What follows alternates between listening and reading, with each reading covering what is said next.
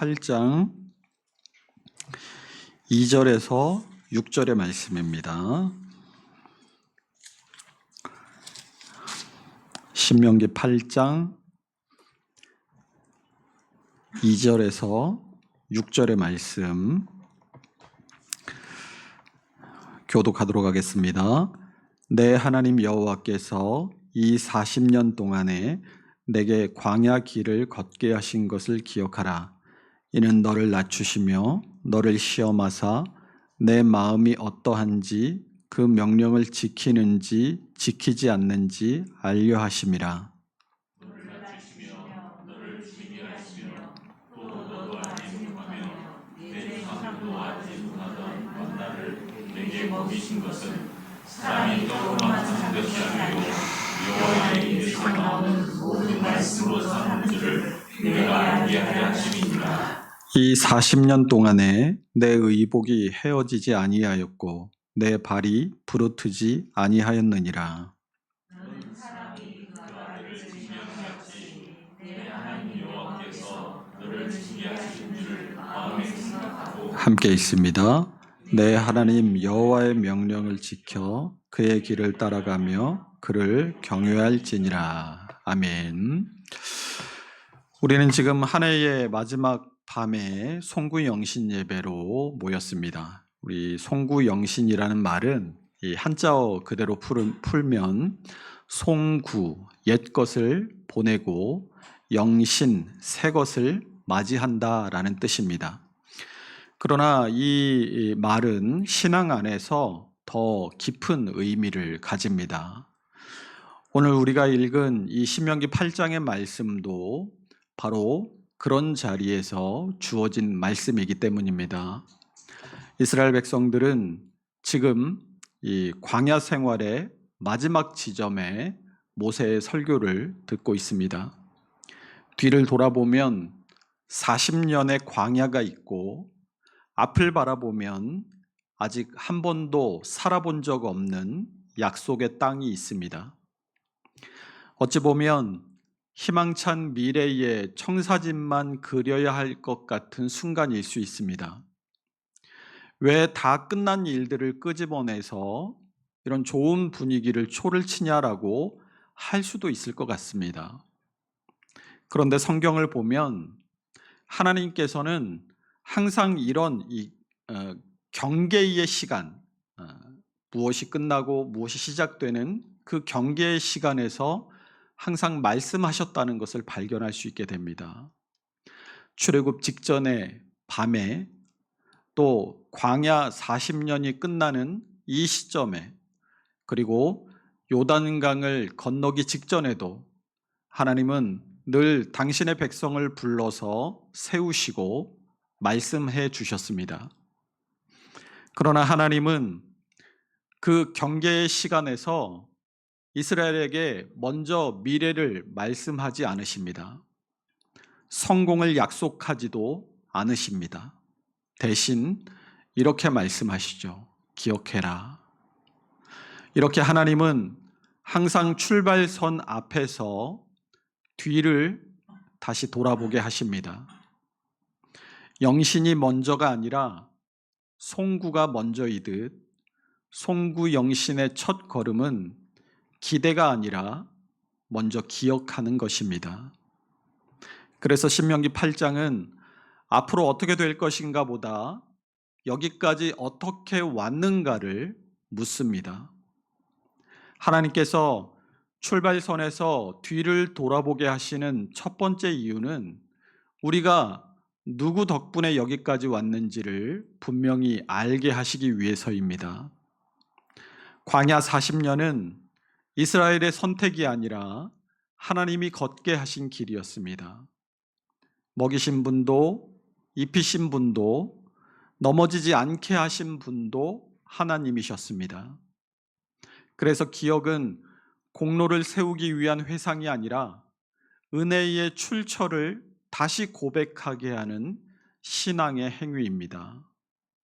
하나님은 우리의 새 출발을 우리 자신의 능력이 아니라 하나님의 은혜 위에서 시작하기를 원하시는 것입니다. 하나님이 출발선에서 뒤를 돌아보게 하시는 두 번째 이유는 지난 길을 통해서 우리 자신의 한계와 본질을 깨닫게 하시기 위해서입니다. 광야는 이스라엘이 얼마나 연약한 존재인지를 드러내는 시간들이었습니다. 동시에 하나님 없이는 우리는 단 한순간도 살아갈 수 없는 존재임을 깨닫게 되는 시간이기도 했습니다.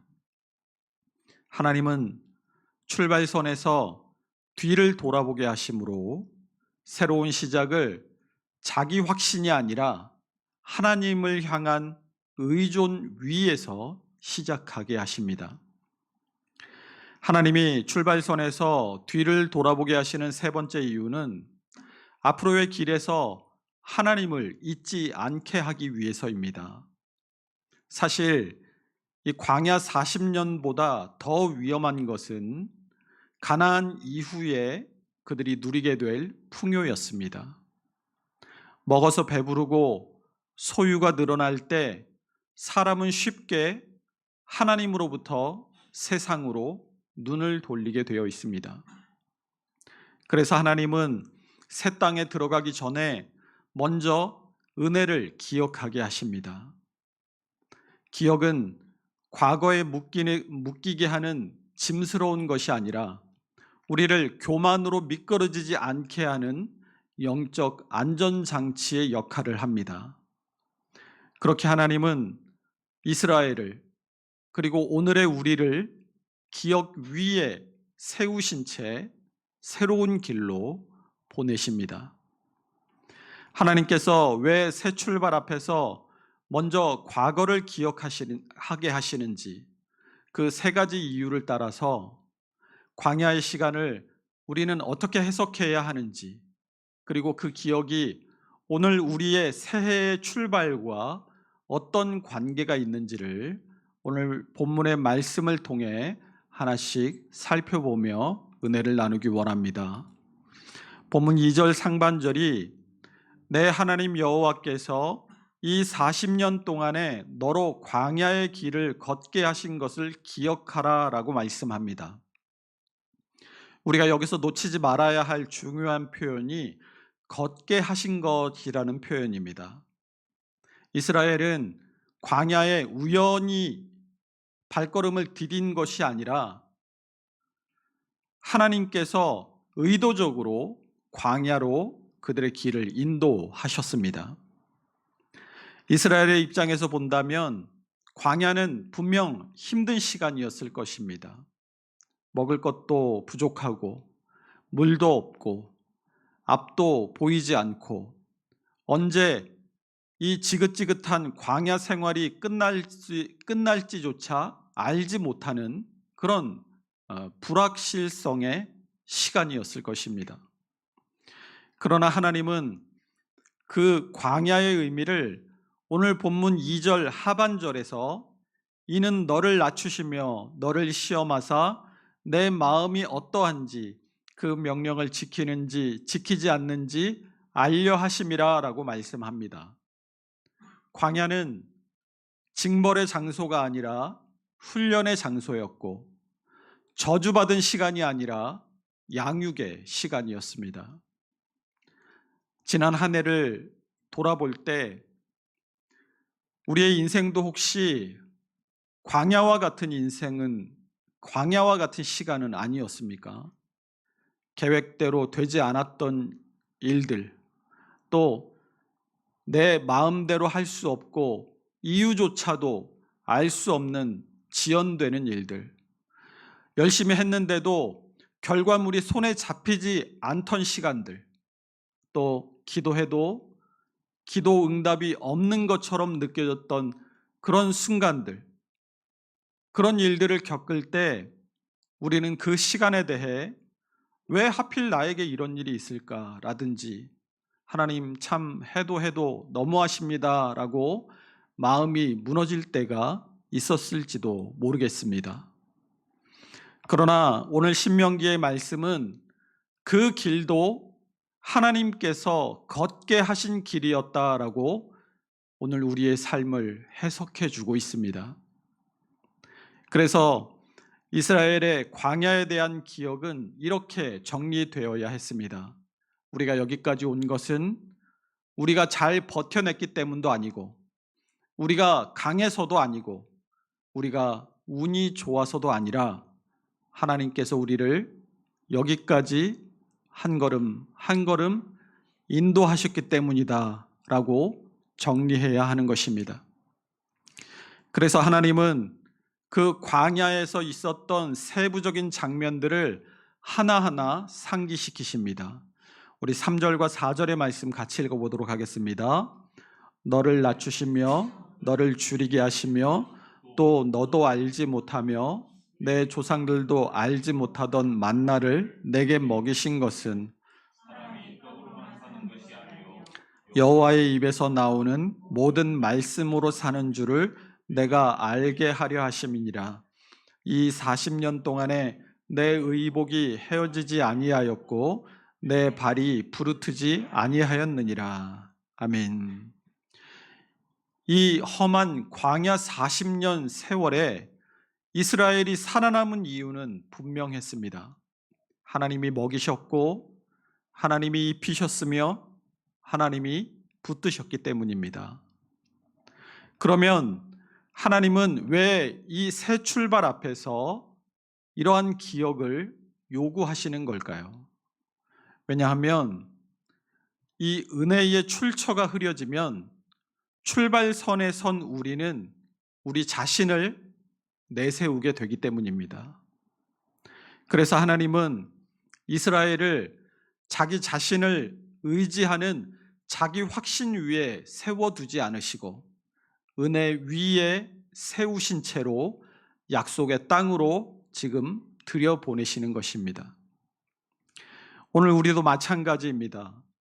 새해를 시작하며 새로운 계획을 세우고 한 해에 새로운 다짐을 할 수 있습니다. 그러나 그 모든 것들보다 먼저 필요한 것은 바로 이러한 고백일 것입니다. 주님, 지나온 길의 주인도 주님이셨고 앞으로 다가올 길의 주인도 여전히 주님이십니다. 이 고백이 우리에게 있을 때 우리의 새 출발은 교만이 아니라 감사에서 시작되고 불안이 아니라 하나님을 향한 온전한 신뢰에서 출발할 수 있게 될 것입니다. 이것이 송구영신 예배에서 우리가 반드시 먼저 붙들어야 할 우리의 신앙 고백입니다. 올 한 해도 정말 힘든 일이 많았고 다사다난했지만 그럼에도 불구하고 에베네셀의 하나님께서 함께 해주셨기에 여기까지 왔습니다라는 그런 고백 말입니다. 이 믿음을 고백할 때 여기까지 인도하신 하나님의 신실하심을 더 신뢰할 수 있게 되고 또 여기까지 인도하신 하나님께서 장차에도 신실하게 나를 붙들어 주실 것을 믿을 수 있게 될 것입니다. 하나님이 출발선 앞에서 뒤를 돌아보게 하시는 두 번째 이유는 우리가 어떤 존재인지를 알게 하시기 위해서입니다. 다시 본문 2절 하반절을 보시면 이는 너를 낮추시며 너를 시험하사 내 마음이 어떠한지 그 명령을 지키는지 지키지 않는지 알려 하심이라 라고 말합니다. 이스라엘 백성에게 광야는 이 출발지와 목적지 사이에서 잠시 스쳐가는 이 경로 같은 것이 아니었습니다. 광야는 이스라엘의 신앙의 실체가 드러나는 자리였습니다. 먹을 것이 있을 때는 보이지 않았던 마음들, 길이 평탄할 때는 드러나지 않았던 믿음의 깊이가 광야라는 환경 속에서 적나라하게 드러나게 되었습니다. 그래서 이스라엘은 광야에서 자신들이 진실로 어떤 존재인지를 바라보게 되었습니다. 조금만 불편해지면 원망했고 조금만 두려워지면 하나님을 의심했으며 조금만 기다리게 하면 금송아지를 만들어냈습니다. 이처럼 광야는 이스라엘 백성의 연약함을 폭로하는 자리였습니다. 그러나 동시에 광야는 하나님 없이는 단 하루도 살 수 없는 존재임을 깨닫게 한 자리이기도 했습니다. 그래서 하나님은 일부러 이스라엘을 굶주리게 하셨고, 일부러 만나를 하루치만 주셨으며, 일부러 저장도 허락하지 않으셨습니다. 그 이유를 오늘 본문 3절이 사람이 떡으로만 사는 것이 아니요 여호와의 입에서 나오는 모든 말씀으로 사는 줄을 내가 알게 하려 하심이니라 라고 말씀해 주고 있습니다. 광야의 목적은 이스라엘을 절망하게 하는 것이 아니라 이스라엘을 낮추는 데 있었습니다. 낮아진다는 것은 자존감을 무너뜨린다는 말이 아니라 자기 자신을 의지하려는 마음이 무너진다는 뜻입니다. 5절 보세요. 너는 사람이 그 아들을 징계함 같이 내 하나님 여호와께서 너를 징계하시는 줄 마음에 생각하고, 우리가 주일날 신명기 28장에 이 저주의 목록을 함께 살펴보고 있잖아요. 거기서 저주는 이 멸망의 선고가 아니라 멸망의 길을 향해 가는 우리의 삶의 방향을 돌이키라는 이 경고의 표지판이라고 말씀드렸죠. 징계도 마찬가지입니다. 징계는 버렸다는 표시가 아니라 관계의 증거인 거예요.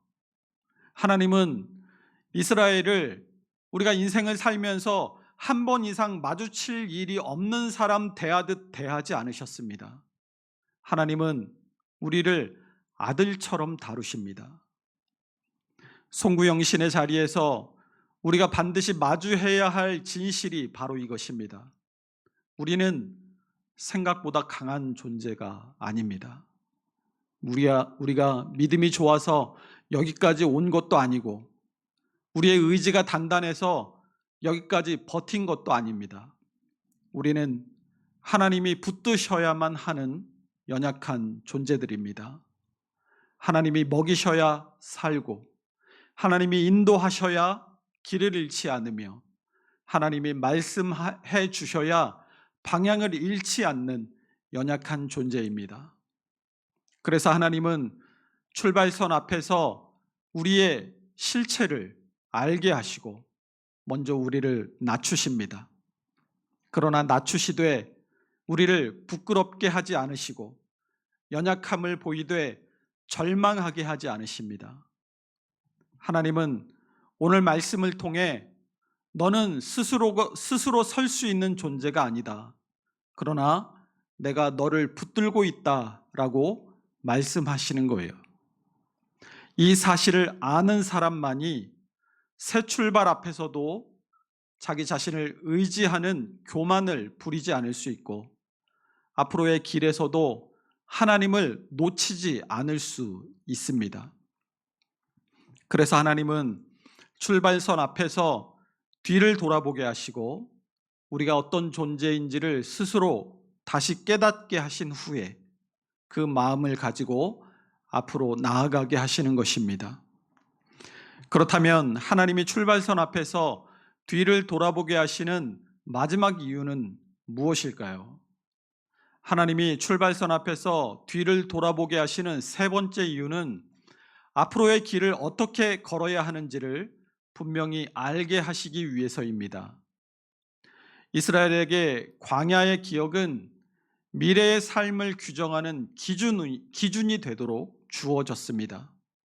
그래서 본문은 기억으로 끝나지 않고 곧바로 순종으로 나아갑니다.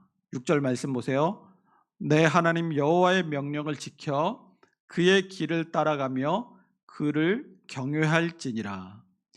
이 6절에 우리말 성경에는 빠져 있는데 히브리어 원문을 보면 이 그러므로라는 접속사인 바브가 지켜야 된다라는 뜻의 샤마르타 앞에 붙어 있습니다. 이 그러므로라는 접속사는 이 접속사 앞에 있는 내용 전체를 근거로 해서 접속사 뒤에 결과를 말하는, 결과를 이끌어내는 접속사예요. 그러니까 본문 2절에서 5절이 하나님이 우리를 어떻게 인도하셨는가, 왜 하나님이 우리를 광야 길을 걷게 하셨는가, 하나님이 광야를 걷게 하신 그 목적이 무엇인가 하는 그 기억이잖아요. 이 2절에서 5절의 그 기억을 6절은 그래서 이제 우리는 어떻게 살아야 하는가라는 이 기억했으니까 그럼 어떻게 해야 된다라는 논리적 귀결로 이어주고 있는 거예요. 그래서 기억했기 때문에, 은혜를 알았기 때문에, 나의 연약함을 깨달았기 때문에 이제는 내가 어떻게 살아야 하는지가 분명해진다는 뜻입니다. 광야는 끝이 나고 이제 기억 속으로 남겨지겠지만 광야에서 그들에게 요구되었던 순종은 광야와 함께 기억 속에 남겨두는 것이 아니라 오히려 광야 이후의 삶에 더 깊은 순종을 요구하게 됩니다. 그래서 하나님은 11절에서 14절 상반절에서 내가 오늘 내게 명하는 여호와의 명령과 법도와 규례를 지키지 아니하고 내 하나님 여호와를 잊어버리지 않도록 삼갈지어다. 내가 먹어서 배부르고 아름다운 집을 짓고 거주하게 되며 또 내 소와 양이 번성하며 내 은금이 증식되며 내 소유가 다 풍부하게 될 때에 내 마음이 교만하여 내 하나님 여호와를 잊어버릴까 염려하노라라고 말씀하십니다.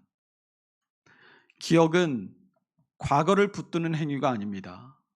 기억은 삶의 방향을 결정하는 신앙의 선택입니다.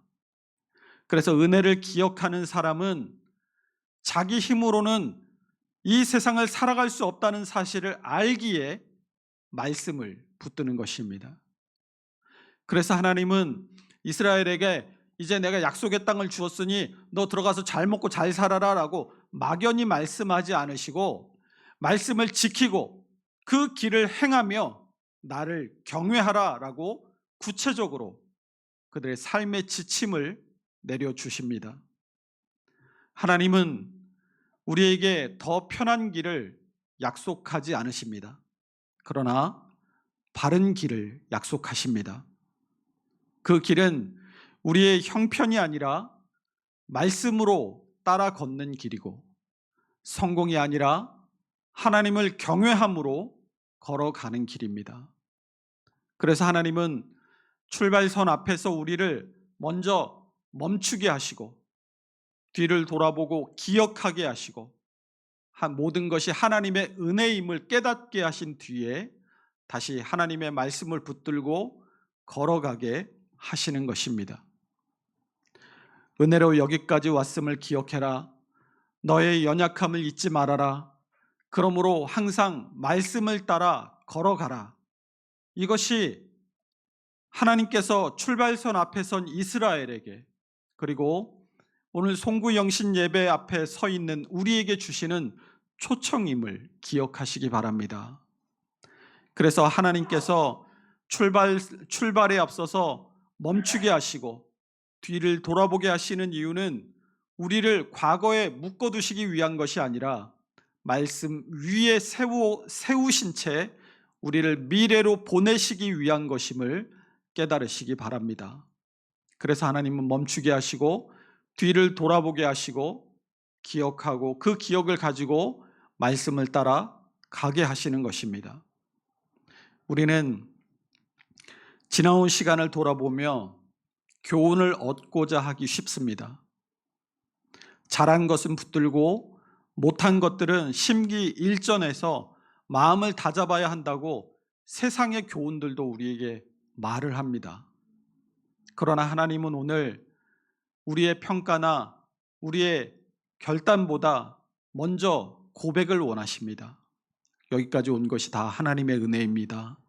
지금 내가 이 자리에 있는 것도 다 하나님의 은혜입니다. 이 고백이 우리의 마음 위에 있을 때 우리가 맞이하게 되는 새해는 더 이상 불안한 미지의 시간이 아니라 하나님과 함께 걷는 시간이 될 줄로 믿습니다. 새해가 되면 환경이 바뀔 수도 있고 형편이 나아지거나 오히려 못하게 되는 경우도 있을 수 있고 되려 또 다른 광야를 만나게 될 수도 있을 것입니다. 그러나 중요한 것은 우리 앞에 놓인 길의 모양이 아닙니다. 어떤 길을 선택해서 어떤 길이 다가와서 우리가 그 길을 걸어가든 그 길을 누가 인도해 가시는가가 우리에게는 가장 중요한 것입니다. 하나님은 광야에서 말씀으로 우리를 살게 하셨고 앞으로의 길에서도 여전히 말씀으로 우리를 살게 하실 것입니다. 그러므로 송구영신 예배를 드리는 우리는 말씀을 붙들고 살아가겠다는 결단이 필요합니다. 우리 모두가 2026년을 기억 위에 서서 출발하고 은혜를 잊지 않은 채 걸어갈 것을 결심합시다. 그럴 때 우리의 새해는 요란하지 않아도 흔들리지 않을 것이고 빠르지 않아도 바른 길을 가게 될 것입니다. 광야의 하나님은 여전히 오늘 우리의 하나님이십니다. 말씀으로 우리를 살게 하신 하나님께서 새해의 모든 걸음에도 친히 우리와 동행하여 주실 것입니다. 이 기억을 안고 말씀 위에 서서 하나님과 함께 새해의 첫 걸음을 내딛는 우리 모두가 될 수 있으시기를 주님의 이름으로 축원합니다. 이 시간에 말씀을 생각하며 함께 기도하기를 원합니다. 주님, 광야의 끝에서 지난 한 해를 은혜로 기억하게 하시고 맞는 새해에는 우리 자신 스스로를 낮추어 말씀에 순종하며 살아가게 하시며 풍요 속에서도 주님을 잊지 않고 경외하며 순종하며 살아가는 한 해가 될 수 있도록 우리의 삶을 선한 걸음으로 인도하여 주옵소서 하고 우리 하나님 앞에 간절히 올 2026년 한 해를 맡기며 기도하며 나아가도록 하겠습니다.